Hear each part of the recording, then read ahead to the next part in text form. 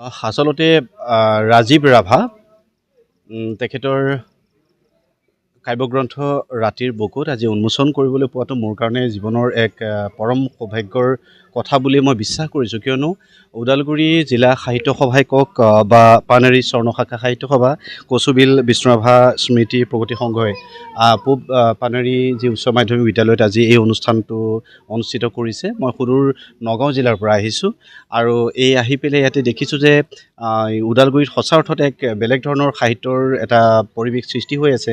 আৰু এইটো খুব আনন্দকৰ কথা যে কালি পৰহি আৰু দুই এদিনতে আগতে আমি বাতৰি পাইছোঁ যে আমাৰ অমৰ খুংগুৰ বড়ো তেওঁ ইতিমধ্যে বড়ো মানে সাহিত্যৰ বাবে আং অসুৰ মই অসুৰ এই গ্ৰন্থখনৰ কাৰণেও তেখেতে তাৰমানে সাহিত্য একাডেমি বঁটা লাভ কৰিছে, আমাৰ সুৰেন্দ্ৰ মোহন দাস আৰু সুপ্ৰকাশ ভূঞাৰ লগতে।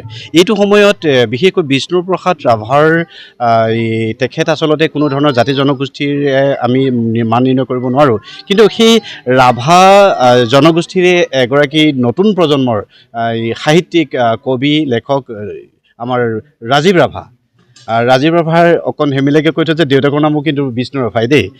মাতৃ ৰহিলা ৰাভা, তেওঁলোকে এগৰাকী সুযোগ্য সন্তান জন্ম দিছে ৰাজীৱ ৰাভাক। তেখেতৰ প্ৰায় 80টা কবিতাৰ সংকলন যিখন বনচাই প্ৰকাশনে কৰিছে।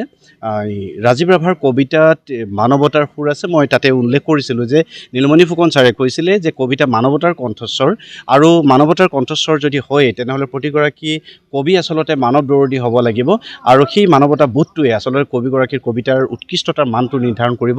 হীৰেণ ভট্টাচাৰ্যই কৈছিলে B A man first then poet, প্ৰথমতে মানুহ হোৱা তাৰপাছত কবি হোৱা। আৰু সেই গোটেই গুণ আৰু লক্ষণখিনি যৌৱনৰ এক নতুন উঠন সময়ত যদিও বা ৰাজীৱ ৰাভাই এই কবিতাবোৰ লিখিছে, তথাপি লক্ষ্য কৰা যায় যে ইয়াত মানৱতাবাদটো আটাইতকৈ, মানৱ প্ৰেমটো আটাইতকৈ বেছিকৈ ফুটি উঠিছে তেওঁৰ ৰাতিৰ বুকুত শীৰ্ষক এই গ্ৰন্থখন।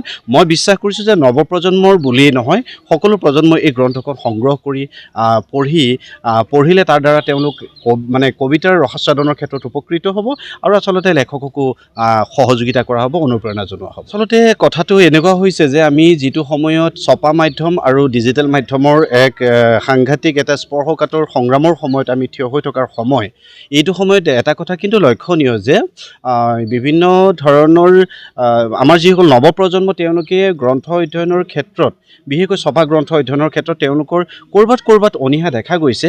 কিন্তু তাৰ বিপৰীতে কিন্তু লক্ষ্য কৰিবলগীয়া খুব দুৰ্লভ কিতাপ যিবোৰ আজিৰ তাৰিখত মানে আউট অফ প্ৰিণ্ট, সেই কিতাপবোৰ কিন্তু তেওঁলোকে বিভিন্ন ঠাইৰ পৰা PDF সংগ্ৰহ কৰিছে। আৰু এই PDF সংগ্ৰহ কৰি বা ই বুক পঢ়াৰ যিটো এটা মানসিকতা, ই পেপাৰ পঢ়াৰ যিটো এটা মানসিকতা তেওঁলোকৰ মাজত যিসকলৰ গঢ় লৈ উঠিছে, তেওঁলোকৰ পৰা কিন্তু আমি আশাবাদী যে নৱপ্ৰজন্মই সেইটো ধৰি ৰাখিব, যি আমাৰ পুৰণা সাহিত্য সেইবোৰ তেওঁলোকে অধ্যয়ন কৰি নিজক সমৃদ্ধ কৰিব। আমি বিশ্বাস কৰোঁ পুৰণি সাহিত্য অধ্যয়নৰ এইটোৱে প্ৰাসংগিকতা যে আপুনি লক্ষ্য কৰিব যে ওখ গছ এডালৰ কথা কল্পনা কৰক আৰু চাপৰ গছ এডাল।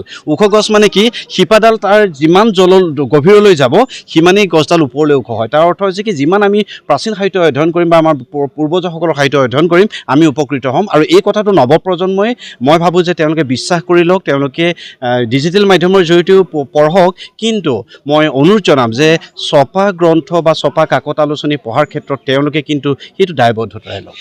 মোৰ আজি প্ৰথমখন কাব্যগ্ৰন্থ উন্মোচন হোৱাত খুবেই আনন্দিত হৈছোঁ, যিহেতু ওদালগুৰি জিলাৰ সাহিত্য সভাৰ সম্পাদক যিহেতু দিবাকৰ বৰাই মোক জনাইছিল, এই পূব পানেৰী উচ্চ ইংৰাজী বিদ্যালয়ত যিহেতু জিলা আৰু পানেৰী স্বৰ্ণশাখা আৰু বিষ্ণুৰাভা প্ৰগতি স্মৃতি যুৱ সংঘৰ উদ্যোগত এখনি সাহিত্য সভাৰ অধিৱেশন অনুষ্ঠিত হ'ব।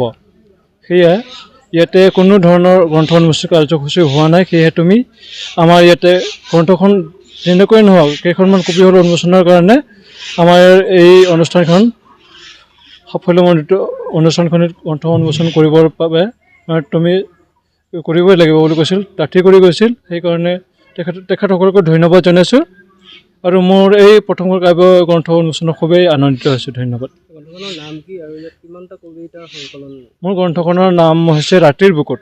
ইয়াত মুঠতে 80টা কবিতা সন্নিৱিষ্ট হৈছে।